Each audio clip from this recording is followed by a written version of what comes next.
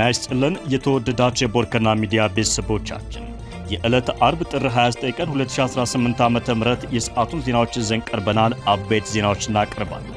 አቶ ገዱ አንዳርጋቸው ጠቅላይ ሚኒስትሩ በፓርላማ ወደ ኤርትራ መልእክት አስይዤ ልኬያቸው ነበር ማለቱን ሐሰት ነው ሲሉ አስተባበሉ። አቶ ገዱ ጠቅላይ ሚኒስትር አብይ በፓርላማ ስማቸውን ጠቅሰው ካሉበት ሆነው ለማህተባቸው ሲሉ ይመስክሩ ሲሉ ለተናገሩት ንግግር በነጻ ሕሊና እንዲገልጽ የእርስዎ ንግግር አስገዶኛል ሲሉ የአጸፋ ምላሽ ሰጥተዋል። በዜናችን በቀዳሚነት እናስደምጣችኋለን። ሰሞኑን ግጭት በተስተዋለባቸው የአማራና የትግራይ ክልል አዋሳኝ ቦታዎች ላይ ሌላ የጦርነት ዝግጅት መኖሩ ተገለጸ። የፌዴራል መንግስት የአፍሪካ ህብረት ያቀረበውን የድርድር ጥያቄ እንደማይቀበለው አስታውቋል። በዝርዝር እናስደምጣችኋለን። አቶ ግርማ ዋቄ ለኡጋንዳ አየር መንገድ መሪነት ተሾሙ መባሉን የኡጋንዳ ፕሬዝዳንታዊ ጽሕፈት ቤት አስተባብሏል። ሌላኛው ዜናችን አካል ነው። ዜናዎቻችንን በዝርዝር እናስደምጣችኋለን። በቅድሚያ አቶ ገዱ አንዳርጋቸው ጠቅላይ ሚኒስትሩ በፓርላማ ወደ ኤርትራ መልእክት አስይዤ ልኬያቸው ነበር ማለቱን ሐሰት ነው ሲሉ አስተባበሉ። አቶ ገዱ ጠቅላይ ሚኒስትር አብይ በፓርላማ ስማቸውን ጠቅሰው ካሉበት ሆነው ለማህተባቸው ሲሉ ይመስክሩ ሲሉ ለተናገሩት ንግግር በነጻ ሕሊና እንዲገልጽ የእርስዎ ንግግር አስገዶኛል ሲሉ ተናግረዋል። ለክቡር ጠቅላይ ሚኒስትር አብይ አህመድ ከገዱ አንዳርጋቸው ብለው በጻፉት የመልስ ደብዳቤ ጉዳዩ በፓርላማ ንግግሮ ላይ የእኔን ስም ጠርተው ያደረጉትን ንግግር ይመለከታል ብለዋል። ገዱ ጥር 26 ቀን 2018 ዓ.ም በፓርላማ ቀርበው ባደረጉት ንግግር ከኤርትራ ጋር የተፈጠረውን አለመግባባት መንስኤ በተመለከተ እኔን በእማኝነት ቆጥረው ማብራሪያ መስጠቶን ሰዎች ቆርጠው በላኩልኝ የቪዲዮ ቅጅ ተረድቻለሁ። እርስዎ በዚሁ ንግግረው እንደገለጹት ጉዳዩ በታሪክ መዝገብ በአግባብ ይቀመጥ ዘንድ የነበረውን ሁኔታ ምንም አይነት መጨመርም ሆነ መቀነስ ሳያስፈልገኝ በነጻ ሕሊና እንዲገልጽ የእርስዎ ንግግር አስገድዶኛል ብለዋል። በዚሁ መሰረትም በእኔ በኩል እንዲህ ያሉ የኤርትራና ኢትዮጵያን ግንኙነት በሚመለከቱ ጉዳዮች አስተያየት ለመስጠት ፍላጎት አልነበረኝም ያሉት ገዱ ምክንያት ያሉት ደግሞ የእነዚህ ሁለት እህትማማች ሀገሮች የግንኙነት ታሪክ በአብዛኛው በቁርሾ የተሞላ በመሆኑ በጥንቃቄና ኃላፊነት በተሞላበት መንገድ ሊያዝ ይገባል የሚል እምነት ስላለኝ የማውቀውን ጉዳይ በመሰለኝ መንገድ ላለመናገር ወስኜ ነበር ብለዋል። መቼም የትግራይ ጦርነት ተጀምሮ በፕሪቶሪያ ስምምነት እስኪቆም ድረስ የኤርትራ ጦር ከኢትዮጵያ መከላከያ ሰራዊት ጎን ሳይሰለፍ የቀረበት ጊዜ ያለ አይመስለኝም። ሌላው ቀርቶ በ2013 ክረምት ላይ የትግራይ ኃይሎች ወደ አማራ ክልል አልፈው በገቡበት ወቅት የኤርትራ ሰራዊት እስከ ደብረ ታቦር አካባቢ ድረስ መጥቶ መዋጋቱን እናስታውሳለን። የኢትዮጵያ መከላከያ ሰራዊትና የኤርትራ ጦር በአንድ ላይ ወታደራዊ ኦፕሬሽን መስራት ያቆሙት በፕሪቶሪያው ድርድር የተኩስ አቁም ስምምነት መድረሱ ይፋ ከሆነ በኋላ ነበር ሲሉ አስታውሰዋል። እስከዚያ ድረስ ግን የአንድ ሀገር ሰራዊት በሚመስል ሁኔታ አብረው ነበሩ። የቀረ ነገር ቢኖር በጦርነቱ መሃል ሁለተኛው ዙር ጦርነት እንዳበቃና የትግራይ ኃይሎች ከአማራ ክልል ከወጡ በኋላ ውጊያ ጋብ ብሎ በነበረበት ጊዜ የኢትዮጵያ መከላከያ ሰራዊት አዛዦች በማዕረግ ሲንበሻበሹ የኤርትራን አዛዦች አለመጨመሩ ሊሆን ይችላል ሲሉ ትዝብታቸውን አስታውሰዋል። ከዚያ ሁሉ ጥፋት በኋላ በአሁኑ ወቅት እርስዎ የትግራይንም ሆነ የኢትዮጵያን ሕዝብ ይቅርታ ይጠይቃሉ ብዬ ስጠብቅ ጉዳዩን አዛብተው ሲያቀርቡ ሳይ ባነሱት ጉዳይ ላይ ብቻ ማብራሪያ መስጠት መረጥኩኝ ያሉት ገዱ በትግራይ ክልል በነበረው ጦርነት የትግራይ ኃይሎችን ጨምሮ በጦርነቱ ተሳታፊዎች አማካይነት የደረሰው ጉዳት የትግራይን ሕዝብ ለማመን በሚከብድ ሁኔታ እንዲደቅ ያደረገ በመሆኑ ለዚህ ድርጊት አንድ አካል ብቻ ተጠያቂ አድርጎ ከደሙ ንጹህ ነኝ ለማለት መሞከር ከህግ ከፖለቲካና ከሞራል ተጠያቂነት ሊያድን ካለመቻሉም በላይ መሰል ጥፋት ዳግም እንዳይደገም ተገቢውን ምህረት እንዳይወስድ ያደርጋል ሲሉ ገልጸዋል። እውነቱን ለመናገር በዚያ ጦርነት ወቅት የትግራይ ሕዝብ ማንም ወገን የተጎዳ ብሎ ከጎኑ የሚቆምለት መንግስትም ሆነ ሌላ ወገን አልነበረውም። የነበረውን የመንግስት ጫና ተቋቁሞ በተወሰነ ደረጃ ከትግራይ ሕዝብ ጎን መቆም የቻሉት ጥቂት ኢትዮጵያዊ ፖለቲካ ሰዎች ናቸው። ዓለም አቀፍ ድርጅቶችና የተወሰኑ የውጭ መንግስታት ብቻ ነበሩ ማለት ይቻላል። ይህ የኛው የኢትዮጵያውያን እውነተኛና አስቀያሚው የቅርብ ጊዜ ታሪካችን ነው ሲሉ ገልጸዋል። እኔ እግዚአብሔር ደጉን አመላክቶት ከትግራይ ሕዝብ ጋር ያለውትን አስከፊና የተበላሸ ግንኙነት ቢያሻሽሉ ደስ ከሚላቸው ሰዎች አንዱ ሊሆን እችል ነበር። ነገር ግን ከባለፈው ስህተቶ በምንም አይነት የመቆጨት ምልክት ካለማሳየቶ በላይ ለዚያ ሁሉ የሰው እልቂት፣ ንብረት መውደም፣ ማህበራዊ ምስቅልቅልና የሀገርን ህልውና የሚፈታተን ቀውስ የራስውን የፊት አውራሪነት ድርሻ ሳይመለከቱ ሌላ ተጠያቂ ፍለጋ ሲዋተቱ ሳይ አግራሞትን የጫረብኝ ከመሆኑም በላይ አሁን ያለው ምስቅልቅል የወጣ ሀገራዊ ሁኔታን ያነሰን ይመስል ሌላ አዲስ ቀውስ ለመፍጠር እየተንደረደሩ ስለመሰለኝ ጠንካራ ስጋት አድሮብኛል ብለዋል ገዱ። ምክንያቱም ከላይ እንደገለጽኩት እስካሁን በህዝብ የተፈጸሙት ሀገራዊ ጥፋቶች ዋነኛ መነሻ ምክንያታቸው የእርስዎ አገዛዝ ሆኖ ሳለ ሁልጊዜም ውጫዊ የፈጠራ ምክንያቶችን ሊያቀርቡ ይሞክራሉ። የትግራይ ጦርነት፣ በአማራ ህዝብ ላይ እየተፈጸመ ያለው ዘርፈ ብዙ ጥፋት፣ ማለቂያ የሌለው የኦሮሚያ ክልል ጦርነት፣ የቤኒሻንጉልና የቅርቡን የጋምቤላን ግጭት ጨምሮ በሌሎች ሀገሪቱ አካባቢዎች ብዙ ጥፋት ያስከትሉ ሀገራዊ ቀውሶች የተፈጠሩት በዋናነት በእርስዎ አገዛዝ ደካማነትና ያለ ግጭትና ጦርነት በስልጣን ላይ መኖር አልችልም ከሚለው የተሳሳተ አስተሳሰቦ የተወለዱ ችግሮች ናቸው ብለዋል የቀድሞ ባለስልጣን። ከላይ የተገለጸው አጠቃላይ ሁኔታ እንዳለ ሆኖ እርስዎ በንግግረው በገለጹት መሰረት እኔ የእርስዎ ልዑኩኜ ወደ ኤርትራ መሄድን በተመለከተ የነበሩ ጥሬ ሐቆችን ወደ ማብራራቱ ልግባ።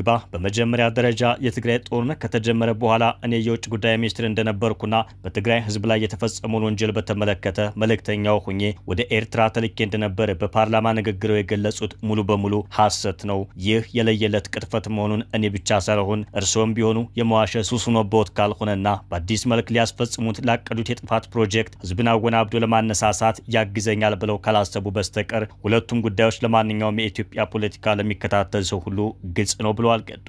እኔ ከውጭ ጉዳይ ሚኒስትርነት የተነሳሁት የትግራይ ጦርነት በተጀመረ ማግስት ማለትም ከጥቅምት 25 2013 ጀምሮ ነው። መቼም ይህንን ጉዳይ ይዘነጉታል ተብሎ አይጠረጠርም። አሁንም ሌላ በህዝብና በሀገር ላይ ለመፈጸም የሚያውጥነጥኑት የጥፋት አሻጥር ኑሮ ለማምታታት የሚጠቀሙበት ነገር ከሌለ በስተቀር የኔ የውጭ ጉዳይ ሚኒስትርነትና ወደ ኤርትራ መሄድ የማይገናኙ ጉዳዮች ናቸው ሲሉ መልሰዋል። ከትግራይ ጦርነት ጋር ተያይዞ በህዝብ ላይ የደረሰውን ከፍተኛ ጉዳት በተመለከተ እርስዎ ህዝቤን አታጎሳቁሎ የሚል መልእክት አስይዘው እኔን ወደ ኤርትራ ይላኩኝ መሆኑን እንዳረጋግጥ ምስክርነት ጠርተውኛል ያሉት ገዱ ክቡር ጠቅላይ ሚኒስትር ከዚህ ላይም ትልቅ ስህተት ፈጽመዋል። እኔ የማውቀው ሀቅ ከዚህ የተለየ በመሆኑ በዚህ ረገድ ጥሩ ምስክር ለሆነዎት አልችልም። እኔ እንደርሶ ከእውነት ጋር የተጣላ ሌላ ምስክር ቢፈልጉ ይሻለዎታል ሲሉ አስተባብለዋል። እኔ ስለ ትግራይ ህዝብ ያለዎትን አመለካከት እንዲናገር ከፈለጉ የማውቀው እውነት እርስዎ ከተናገሩት በእጅጉ የተለየ ነው። በእውነቱ ለመናገር በዚያ ወቅት የምር ከሚያስቆጣዎትና ሌሎች እንደ ጥላት እንዲያዩ ከሚያደርገውት ጉዳዮች ውስጥ አንዱና ምናልባትም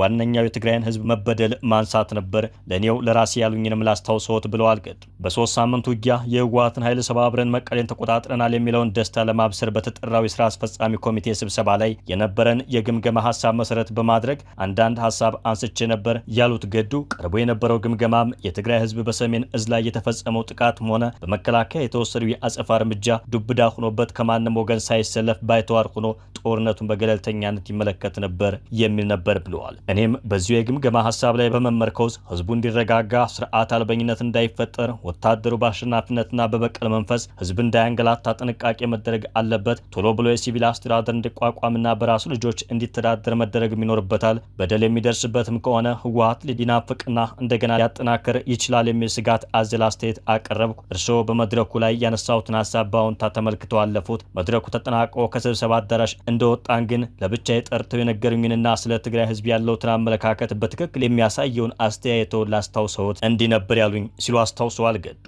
ትግራዮች ከእንግዲህ ከደረሰባቸው ሽንፈት አገግመው ጠንክረው ሊወጡ ይችላሉ ብላ አትስብ። እንዳይነሱ አድርገን ሰብረናቸዋል። ብዙ ሰው የትግራይ ህዝብ ይለኛል። የትግራይ ህዝብ ከማን ይበልጣል? እንዳይነሳ አድርገን አድቅቀነዋል። በቀጣይ ይበልጥ እናደቀዋለን። መሸነፍ ከባድ ስለሆነ ከእንግዲህ ያ የምናውቀው ትግራይ መልሶ አይመጣም የሚል ነበር ብለዋል ገዱ። የትግራይ ኃይሎች ከአማራ ክልል ወጥተው ወደ ትግራይ ከተመለሱ በኋላም በዓለም አቀፉ ማህበረሰብ ዘንድ ተደራደሩ የሚል ግፊት እየተጠናከረ በመጣበት ወቅት የሚከተሉት የድርድር ስልት ትግራይን ቀስ በቀስ እርባና ቢስ ማድረግ እንደሆነ በአደባባይ ስብሰባ ላይ የተናገሩት ሀቅ ነው። እኔ የማውቀውና ስለ ትግራይ ህዝብ ያለውት እውነተኛ አመለካከት ይህ ነው ብለዋል ገዱ። ከፓርላማ ንግግረው ትንሽ እውነታነት ያለው የኔ ወደ ኤርትራ መሄድ ነው። ቀኑን በትክክል ለማስታወስ ባልችልም ጥር መጀመሪያ አካባቢ 2013 ዓ.ም ላይ አንድ የውጭ ጉዳይ መስሪያ ቤት ባለስልጣን ይዤ የእርስዎን መልእክት ለፕሬዝዳንት ኢሳያስ አፈወርቂ እንዳደርስ ልከውኝ በማግስቱ አስመራ ደርሼ ተመልሻለሁ። የመልእክቱ ጭብጥም በሚከተሉ 3 ጉዳዮች ላይ ያተኮረ ነበር ብለዋል። በወያኔ ላይ በጋራ በወሰድነው የተቀናጀ ኦፕሬሽን ለድል በመብቃታችን እንኳን ደስ አለህ የደስታ መግለጫ ለፕሬዝዳንት ኢሳያስ ማስተላለፍ የመጀመሪያው ሲሆን የኢትዮጵያ መከላከያ ሰራዊት አካል የሆነው የሰሜን እዝ ጥቃት በደረሰበት ወቅት ሰራዊቱን ተቀብለው ላደረጉለት እንክብካቤና ኋላም ላይ ለመልሶ ማጥቃት እንዲዘጋጅ ላደረጉልን ወንድማዊ ድጋፍ ለኤርትራ መንግስትና ህዝብ ምስጋና ማቅረብ ነው የሚለው ደግሞ ሁለተኛው። ሶስተኛውና የመጨረሻው አንዳንድ የወያኔ ደጋፊዎችና የኢትዮጵያና ኤርትራን መልካም ግንኙነት የማይፈልጉ የውጭ ኃይሎች በተለያዩ ዓለም አቀፍ ድርጅቶችና ሚዲያዎች አማካኝነት ከሰብአዊ መብት ጥሰት ጋር በተያያዘ ሰፊ የስም ማጥፋት ዘመቻ ከፍቶብናል። ይህ ነገር ውሎ አድሮ በሁለታችንም ላይ ጣጣ ሊያመጣብን ስለሚችል የጋራ ጥንቃቄ ልናደርግ ይገባል የሚሉ መልእክቶች ነበሩ ብለዋል ገዱ ሲያስታውሱ። ለፕሬዝዳንቱ የሚቀርቡትን እነዚህ መልእክቶች ከገለጹልኝ በኋላ በእኔ በኩል እንዲጨምር አንድ ጥያቄ አንስቼልዎት ነበር። ይኸውም ጦርነቱ መጠናቀቁን በይፋ ለህዝብ ተናግረናል። የዓለም አቀፉ ማህበረሰብ እየጠየቅን ያለው የኤርትራ ሰራዊት ከኢትዮጵያና ከትግራይ ግዛት እንዲወጣ ነው። ስለዚህ ለምን የኤርትራ መንግስት ሰራዊቱን እንዲያስወጣ በግልጽ አንነግራቸውም የሚል ነበር። እርስዎ ግን ሰራዊታችሁን አስወጡ ብለህ በፍጹም እንዳትጠይቅ ብለው አስጠነቀቁኝ። ከዚያም የሰጡኝን ተልእኮ ተቀብዬ ተለያየን በማለት በመልስ ደብዳቤያቸው ላይ አብራርተዋል። ከዚህ ውጭ የትግራይን ህዝብ በተመለከተ ያነሱልኝም ሆነ የሰጡኝ ምንም አይነት መልእክት አልነበረም። በወቅቱ የእርስዎ ጭንቀት የተከፈተብንን የሰብአዊ መብት ጥሰት ክስ ሊያስከትልብን የሚችለው ጣጣ ነው እንጂ የትግራይ ህዝብ ላይ የደረሰው መከራ በፍጹም አጀንዳዎት አልነበረም። በማግስቱ በተዘጋጀልን አነስተኛ የኮንትራት አውሮፕላን ተሳፍረን አስመራ ደረስ። የኤርትራ ባለስልጣናት በአስመራ ኤርፖርት ተገኝተው ከተቀበሉን በኋላ ፕሬዝዳንት ኢሳያስ ወደሚገኙበት ቦታ ወስደውን ለፕሬዝዳንቱ የያዝነውን መልእክት አቀረብን። በያዝነው መልእክት ላይ ምንም ያወዛገበን ነገር አልነበረም። የማስታውሰው ስለተከፈተብን የሰብአዊ መብት ጥሰት ዘመቻ ለፕሬዝዳንት ኢሳያስ ስነግራቸው በእሳቸው በኩል የሰጡኝ መልስ የሚቻለውን ጥንቃቄ ሁሉ እንዲደረግ እኛም እናንተም ለበታች መዋቅሮቻችን መመሪያ እናስተላልፍ፣ በተረፈ እኔና አብይ በተስማማነው መሰረት ገና ብዙ የሚሰሩ ስራዎች አሉን የሚል ነበር ሲሉ ተናግረዋል። ሁለቱ መሪዎች አለ ስለሚባለው ስምምነት የማውቀው ነገር የሌለ ቢሆንም ውይይታችንን በሙሉ መግባባት ፈጽመን ወደ ሀገራችን ተመለስን ሲሉ ያስታወሱት ገዱ አዲስ አበባ በተመለስኩ ማግስት ለእርስዎ ስልክ ደውዬ ከፕሬዝዳንት ኢሳያስ ጋር ስለነበረን በጎ ውይይትና የሰብአዊ መብት ክሱን በተመለከተ ሁላችንም አስፈላጊውን ጥንቃቄ ማድረግ አለብን ማለታቸውን ሪፖርት አቅርቤልዎት የስልክ ንግግራችን ተቋጨ። እኔ የማውቀው ይህን እውነታ ነው ሲሉ መልሰዋል። ጠቅላይ ሚኒስትር አብይ በቅርቡ በፓርላማ ባደረጉት ንግግር ከኤርትራ ጋር ጸቡ የጀመረው በቀይ ባህር ጉዳይ ብቻ አይደለም ብለዋል። መነሻው የቀይ ባህር አይደለም ያሉት ጠቅላይ ሚኒስትሩ በትግራይ ጦርነት የኤርትራ መንግስት ወታደሮች በህዝቤ ላይ ይፈጽሟቸው የነበሩ በደሎችን በመሟገቴ ነው ብለዋል። በትግራይ ህዝብ ላይ ይፈጽሙት የነበረውን በደል ህዝቤን አትበድሉ ስላልኩኝ ነው ይህ የሆነው። ይህንን ለማረጋገጥ ደግሞ ዛሬ እኛ ጋር የሉም፣ ግን አቶ ገዱ አንዳርጋቸው ካሉበት ነው ለማህተባቸው ሲሉ ይናገሩ ይመስክሩ ማለታቸው ይታወሳል። ሰሞኑን ግጭት በተከሰተባቸው አካባቢዎች ሌላ የጦርነት ዝግጅት መኖሩ ተገለጸ። ከአካባቢው የሚወጡት መረጃዎች እንደሚጠቁሙት ከሆነ ህወሓት ከትናንት በስቲያ ጀምሮ ወደ ኤርትራ 15 የትራንስ ተሽከርካሪዎችን መላኩ ተሰምቷል። ድርጅቱ በቀጣይ በ4 ግንባሮች የጦርነት ሙከራ እንደሚያደርግ የተገለጸ ሲሆን በዚህም ራማን በሚያዋስነው ጋሽ ባርካ፣ ጾረና፣ በገራው፣ ሰርናይ፣ ባድሜና ዛላምበሳ አራቱም ቀጠና ይጠቀማል ተብሏል። በሌላ በኩል ድርጅቱ ትናንት በማይጨው እርሻ ኮሌጅ ከሰሞኑ በነበረው አጠቃላይ ጦርነት ግምገማ አካሂዷል ተብሏል። ከጸለምት እስከ ራያ ያለውን ብርጋደር ጀኔራል ህንፃው እንደ ጊዮርጊስና መዲድ እንዲመሩ ሰይሟልም ተብሏል። የፌዴራሉ መንግስት ወስኗል፣ እኛም መቀጠል አለብን። አሰላለፍን በተመለከተ አርሚ 24 ቀጥታ ጥቁር አስፓልት አላማጣ፣ ዋጃ ቆቦ፣ ግራና ቀኝ ኮረብታ ቦታዎች ያካተተ ተደራቢ 31 አርሚ ትሆናለች። በራያ ጨርጨር አርሚ 13 ከወጅራት እስከ አብዓላ አርሚ 44ና 22 ይሸፍኑ በሚል ስምሪት መሰጠቱን የወጣው መረጃ ይጠቁማል።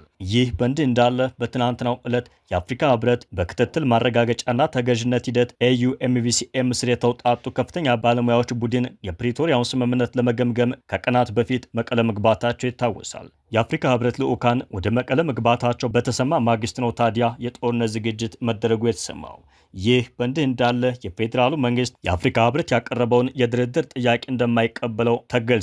ህወሓትና የፌዴራል መንግስቱ ከሰሞኑ የገቡበትን ውጥረት አስመልክቶ የአፍሪካ ህብረት የድርድር ጥያቄ ያቀረበ ቢሆንም የፌዴራል መንግስቱ የአፍሪካ ህብረት በውስጥ ጉዳያችን አያገባውም ማለቱን ዘኢኮኖሚስት ዘግቧል። ዘገባው አያይዞም ከፍተኛ ቁጥር ያለው የመከላከያ ኃይልና ጦር መሳሪያ ወደ ትግራይ ወሰን መጠጋቱን ገልጿል። ዘኢኮኖሚስት በትናንትናው ዕለት ባወጣው ዘገባ የመከላከያ ሰራዊቱ ወደ ትግራይ አዋሳኝ አካባቢዎች ከፍተኛ ቁጥር ያለው ኃይልና የጦር መሳሪያ ማስጠጋቱን ምንጮችን ጠቅሶ ዘግቧል።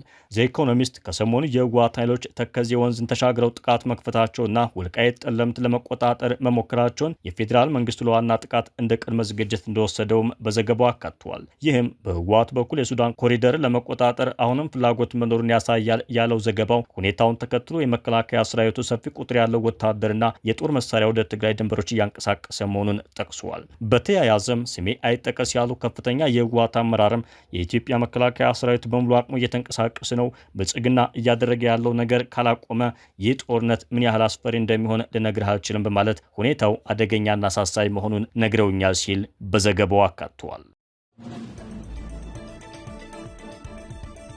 አቶ ግርማ ዋቄ ለኡጋንዳ አየር መንገድ መሪነት ተሾመዋል መባሉ ውሸት ነው ተባለ። የኡጋንዳው ፕሬዝዳንታዊ ጽሕፈት ቤት ለኡጋንዳ አየር መንገድ ዋና ስራ አስፈጻሚነት አቶ ግርማ ዋቄን በመጀመሪያ ተሾሙ ሲባሉ የፕሬዝዳንቱ ጽሕፈት ቤት አስተባብሏል። አንጋፋው የአቪዬሽን አመራር አቶ ግርማ ዋቄ የኡጋንዳ አየር መንገድ ዋና ስራ አስፈጻሚ ሆኖ ተሾመዋል መባሉን የኡጋንዳ ፕሬዝዳንታዊ ጽሕፈት ቤት አስተባብሏል። ባለፈው ሳምንት የኡጋንዳ አየር መንገድ ዋና ስራ አስፈጻሚ ጃኒፈር ባሙትራቺ ከኃላፊነታቸው መነሳታቸውን ተከትሎ በኡጋንዳውያን የማህበራዊ ሚዲያ ተጠቃሚዎች ዘንድ የአቶ ግርማ ዋቄ ስም በተተኪነት ሲነሳ ሰንብቷል። ዛሬም የኡጋንዳ ወጣቶችና ህጻናት ጉዳዮች ሚኒስትር ባላምባሉጋራ ባላም በኤክስ ገጻቸው ላይ የሀገሪቱ ፕሬዝዳንት ዮዌሪ ሙሴቬኒ አቶ ግርማን የአየር መንገድ ዋና ስራ አስፈጻሚ አድርገው እንደሾሙ አስፍረው ነበር። የኡጋንዳ ፕሬዝዳንት ጽሕፈት ቤት ባወጣው መረጃ ፕሬዝዳንት ሙሴቬኒ በዚህ ሳምንት መጀመሪያ ላይ አቶ ግርማ ዋቄን በጽሕፈት ቤታቸው አግኝተው እንዳነጋግሯቸው አረጋግጠዋል። ነገር ግን ሹመቱ በጽሕፈት ቤቱ አልተሰጠም ተብሏል። በተጨማሪም የፕሬዝዳንቱ ከፍተኛ ፕሬስ ኃላፊ ሳንዶር ሊል በኤክስ ገጻቸው ላይ ፕሬዝዳንት ሙሴቬኒ ለኡጋንዳ አየር መንገድ ዋና ስራ አስፈጻሚ ሹመዋል መባሉን አስተባብለዋል። ነገር ግን ፕሬዝዳንቱ ከቀድሞ የኢትዮጵያ አየር መንገድ ዋና ስራ አስፈጻሚ አቶ ግርማ ዋቄ ጋር ሮብ ዕለት ተገናኝተው በተለያዩ ጉዳዮች ላይ ስለ አቪዬሽን አስተዳደር ውይይት ማድረጋቸውንም አመላክተዋል። በአፍሪካ ቀዳሚና ትልቁን የኢትዮጵያ አየር መንገድ በዋና ስራ አስፈጻሚነትና በቦርድ ሰብሳቢነት የመሩት አቶ ግርማ ዋቄ በአፍሪካ ውስጥ ስኬታማ አቪዬሽን ልምድ ካላቸው መሪዎች መካከል ጎልተው የሚታዩ ናቸው። ከኢትዮጵያ አየር መንገድ ባሻገርም በሌሎች ዓለም አቀፍ አየር መንገዶችም ሰርተዋል። የተወደዳችሁ የቦርከና ሚዲያ ቤተሰቦቻችን የሰዓቱ ዜናችን ተጠናቀቀ። አብራችሁን ስለነበራችሁና ስላደመጣችሁ እናመሰግናለን። ሰላም።